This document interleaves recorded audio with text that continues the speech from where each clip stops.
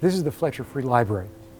I love all libraries because of the Proustian Madeline connections they've played in my life, going all the way back, of course, to 8th grade, when the Hialeah Miami Lakes Public Library was instrumental in my becoming a writer.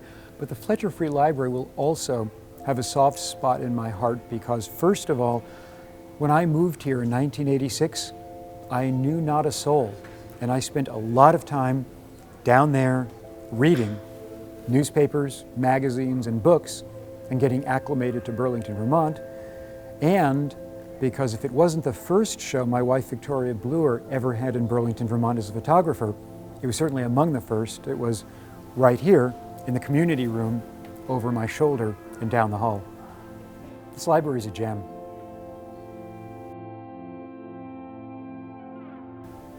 My family moved from a suburb of New York City to Miami, Florida.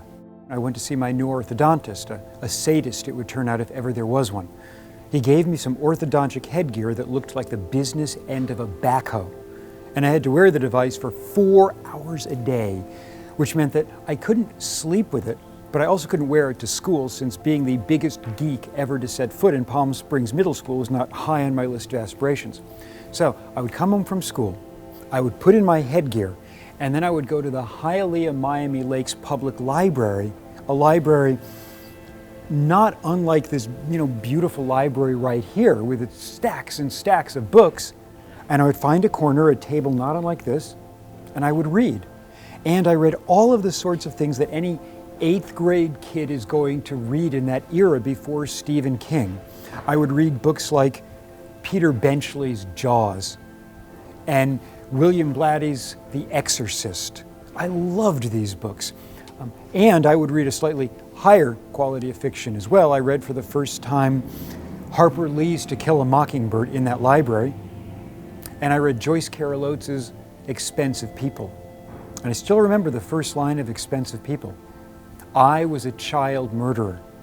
And the next 3 pages would deconstruct that one 5-word sentence. Is the narrator going to turn out to be a child who committed a murder or an adult who murdered children? And from those books, from Blatty and Benchley, I learned the importance of linear momentum, narrative drive, how to write a book to keep people turning the pages. And from Joyce Carol Oates and Harper Lee, with their first-person novels, I learned that a first-person narrator is every bit as made up in a fictional construct as all of the characters around him or her. And I can remember reading those books, whether it was The Exorcist or Expensive People, in that library, and thinking, I want to do this. Great. I always knew that I wanted to write fiction, but the fact is I managed to amass 250 rejection slips before I ever sold a single word.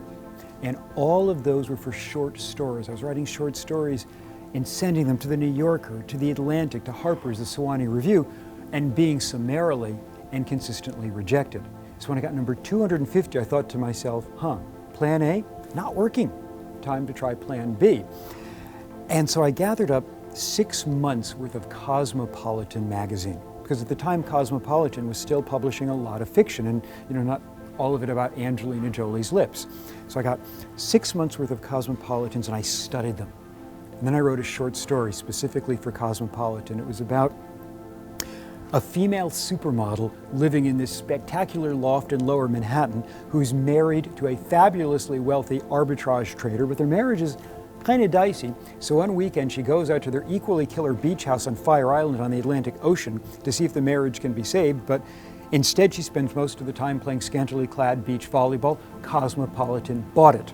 First story I ever sold. But one of the things that came out of selling that short story was this. All of a sudden, agents wanted to represent me.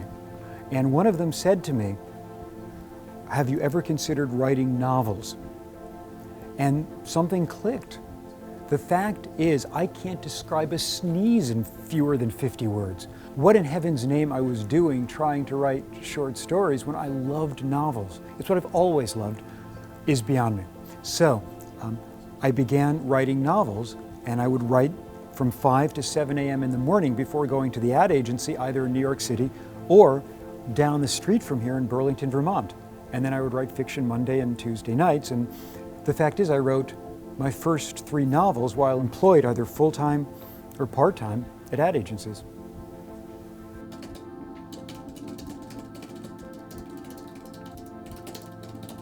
Hi, I'm Chris Bohjalian, Vermont novelist, Free Press columnist, and this is my path to Vermont.